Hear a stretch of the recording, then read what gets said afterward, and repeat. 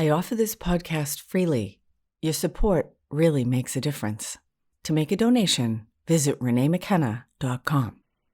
Welcome to Spiritual Psychology. My name is Renee LaValle McKenna, and I bring my 30-plus years as a recovering addict and ex-crazy person turned therapist and shamanic healer to bring you snackable teachings on spirituality, psychology, and all things personal growth.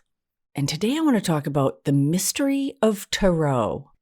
And tarot are decks of cards, and they originally started for playing games in Central Europe, in Italy and Austria, just like we still play cards today.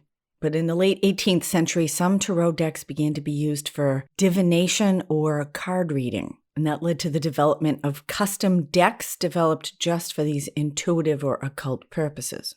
Generally, decks of 72 cards divided into 4 suits. Each suit has 14 cards, just like a regular card deck. The first 10 are numbered, and then you get a king, queen, knight, and jack or page. Those are known as the minor arcana. And in addition, the tarot has a separate 21-card trump suit. And that's what's called the major arcana. And those include cards like the Fool, the Tower, the Sun, and the High Priestess. The Fool being one of my favorite and most complicated archetypes, about which a whole podcast could be done. And today there are literally thousands of different tarot decks for divination readings. And divination is the art or practice of seeking hidden knowledge or the interpretation of circumstances, or even foretelling the future, using ritual practice and intuitive skills. The dictionary definition uses the word supernatural, and I don't like that word because it is completely natural to tap into this conversational nature of reality. And divination, whether you're reading the tossed sticks of the I Ching, Nordic runes, or tarot cards, it's a practice and a skill that has been around probably as long as there have been humans. I have to tell you, I recently had a one-off session with this really powerful shaman named Itzhak Beery. He's actually based in New York and runs the New York Shaman Circle in Manhattan. I hope to be able to connect with him in person when I move there. But we did a session online, and he did a palm reading. Had me hold my palms up to the camera. And although I've become more and more open-minded over time, I have to say, palm reading is low on my list of divination tools. One drunken weekend when I was in college, I dressed up for Halloween like a palm reader. I pulled out my Romanian accent. Forgive me if you're Romanian, it's probably a bad Romanian accent, but... And I would read their palms. Oh, I can see that you are suffering over this relationship. Actually, that sounds more French. But anyway, people were enamored. They were also hammered. So it was quite fun, and I was full of crap. And so I've never given much credence to palm reading. But anyway, especially online, like, really, dude, you want me to hold my hand up to the camera? And I did, and he fucking nailed it. I couldn't believe it. He had never met me before. He said, "Oh, you are a spiritual teacher, and your greatest deficit is that you want everyone to love you." Whoa, that was worth the price of admission. He's actually doing a course on shamanic palm reading this fall. I think I'm going to have to take it because it's taken me a long time to open actually to my own intuition. Believe it or not, I'm a slow learner. I come from New England where they used to burn witches, you know. In fact, I remember the very first time someone mentioned the idea of guides and teachers. And I was like, no thanks. That sounds a little too creepy to me. And my deep Christian cultural Catholic fear of anything that might be in the dark arts was like, no way, I ain't messing with that. And now there are those who would call me a white witch, which I find kind of funny and maybe a little affirmative. And through my many years of practice, both in my own life and with many, many clients, I have come to experience that we absolutely can tap into intentional negativity, but we can also intentionally tap into higher consciousness, deep wisdom, energy for healing, and insight that can be profound and transformative. And there are many, many ways to do that. Again, I feel like the larger consciousness system, God, the divine, are always communicating with us. And each of us has our own unique conversation with life. It's very subjective, run through our own perspective. I don't know if there is an ultimate truth, but we can absolutely elevate, evolve, mature our own subjective experience and perspective. And experience and perspective are really related. My perspective on any experience determines the quality of that experience. Is it bad? Is it good? Depends on how I'm looking at it. And the thing about any divination, particularly if you're working with a practitioner, a card reader, like in a tarot reading, just like in therapy or in medicine, the person who is the practitioner has a lot to do with the quality of the information that you're going to get. And I'm going to tell you, I've seen some really cringy card readings where people project all of their stuff onto the person they're reading with. It's horrible. And when I read cards for people, and I do it quite frequently, actually. In fact, you can go to my website or my Instagram, set up an appointment online for an hour intuitive tarot reading. It's quite fun. It's important to run the meaning of the cards through the person because it's their reading. So when I read cards, they're very interactive. My job is to intuitively pull them and create a safe space where that person can explore what those meanings might be for them. I only occasionally pull cards for myself. I actually prefer when other people do it for me, and there's only a few people I trust to do that. Generally people who are able to get their own agenda or ego out of the way and hold space for the highest good for those they serve. That's work we can all improve on in our life, getting our ego out of the way so that we can be channels of clear service for higher consciousness. And we all have that wisdom, that intuition, that higher consciousness within us. It's available to everyone. And one of the things about working with tarot is that it really opens up these non-rational ways of knowing with the beautiful images on the card, what those archetypes, animals, or configurations might mean to us, not in a rational or logical way, but from this more instinctive or intuitive way of knowing. I've always lived close to the ocean, and I've known career fishermen on both coasts. Many of those men are able to read the sea. I've heard the Aborigines can read the earth. Certainly the Polynesians could read the stars and navigate the great Pacific Ocean to find Hawaii and Fiji, which seems like a feat of magical divination in itself. Native people for millennia were able to read the different signs and symbols of nature for hunting, finding water, what to expect for weather. And optimally, we are a balance of intellect and intuition, of our more masculine and feminine ways of knowing and being in the world. And bringing those together allows us to have even more information, resources, and power as we move forward in our life. And I know for myself, in my active addiction to drugs and alcohol, food, and men, I spent a lot of time pushing down my intuition, much to my own detriment.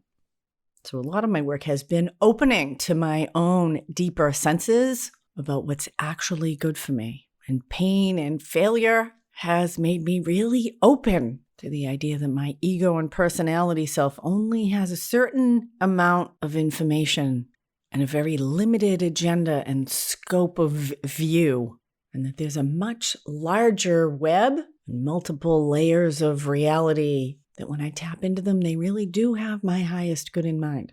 Over and over, there's things that have happened that I thought, oh, this is terrible. And it turned out to be exactly what I needed.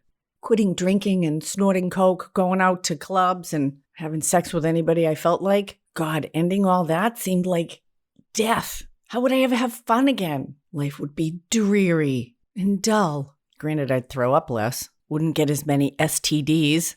Maybe my nose would stop bleeding all the time. But God, what would life be like without partying? This is terrible. And getting clean and sober was the best thing that's ever happened to me. So one of the things I like about tarot is that it takes this larger perspective and offers the wisdom that even things like death, disillusion, the ending of things is often necessary and part of a larger process. I recently did pull some cards for myself after I did a reading for someone else. And the first card I pulled was the Tower. I work with a couple of different decks, and the Tower is a burning tower struck by lightning with people leaping out of it.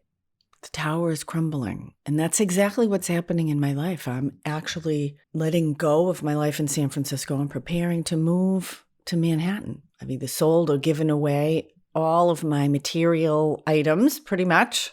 Had to rehome my dogs, which is very sad.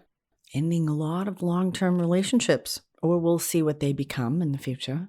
And there's been a tremendous amount of grief. This is like a death process, but the fields have to be cleared in order to plant new crops. We often have to let go of the old to make room for the new.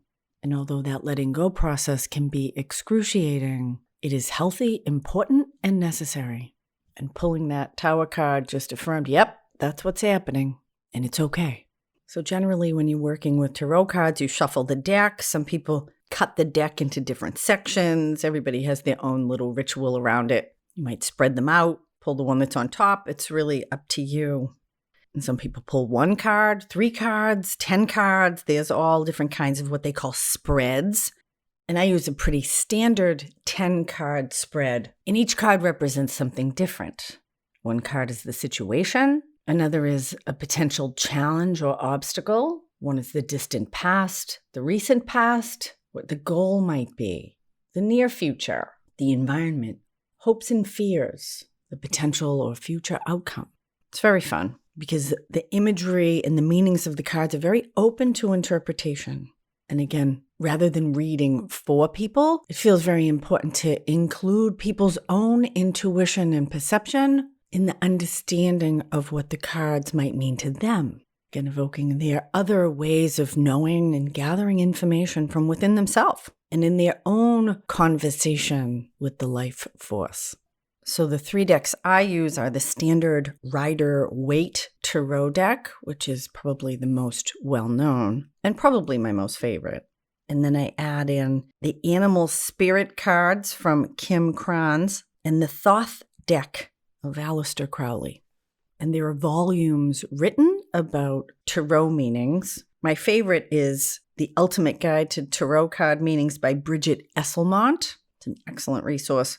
But the minor arcana, those ones that are set up more like a regular deck of cards, has 4 suits: cups, pentacles, swords, and wands. And each of them deals with a different aspect of our life. And cups tends to deal more with the emotional level of consciousness. Pentacles, which are also called coins or discs, works with our physical or material consciousness, particularly around finance, health, work, and how we manifest. The swords cards tend to work with our mental or intellectual consciousness, the many ways our rational approach can manifest in our life. And the suit of wands connects with spirituality, inspiration, creativity, and internal strength. And each of us is our unique configuration of well-developed and underdeveloped in each of those different areas. And I'm not much for telling the future. I think there's enough going on in the present. And if we live deeply in the present, we are co-creating the future. Future predictions have always been a little disturbing for me. Some people might like the idea that they think they know what's going to happen. For me, I'd prefer to let things organically play out. I like the idea that the future is open with possibility. And although I have an intuitive that I work with very closely, I told her very early, don't be telling me what you think's going to happen in the future. You can keep that to yourself. She did it once, fucked me all up. Even though what she said came true, I didn't want to hear it at the time.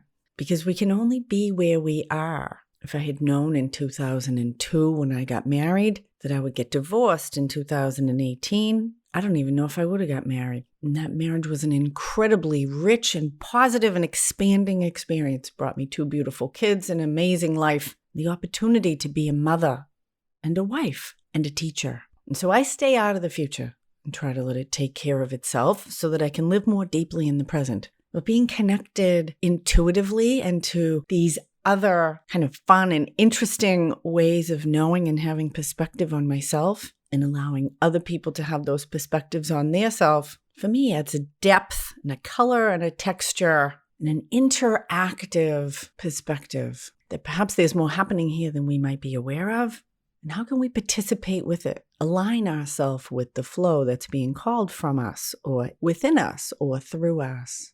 And not unlike meditation, prayer, and ritual, and other spiritual practices that ground us, center us, and open us, Tarot can be a really fun and interesting way to open up or tap into these other ways of knowing and gathering information. I encourage you to play with the cards, do a reading for yourself, see what happens. If you'd like to have a reading, you can book one on my Instagram at Renee LaValle McKenna or on my website, reneemckenna.com, or shoot me an email, info@reneemckenna.com. How many times can I repeat my name? I'm doing some very deep work on Insight Timer, offering a free workshop on healing trauma every Wednesday at 12:30 Pacific, 3:30 Eastern, 8:30 GMT. You can look up my profile on Insight Timer for lots of free offerings. And there are many people joining me weekly for that healing trauma workshop, participating in their own rebuilding, restructuring therapeutic process. It's quite profound, using some very gentle but quite potent shamanic and ancient Buddhist practices, and working directly with the spirit of nature or our own highest self. If you like this podcast, consider giving me 5 stars on Spotify or a good review on iTunes. Deeply appreciate that. And big gratitude to my supporters on Patreon and the great feedback people have been giving me on email and DMs on Instagram. Thanks so much. I really love to be connected with my listeners. Blessings on your path until we meet again. This is Renee LaValle McKenna for Spiritual Psychology.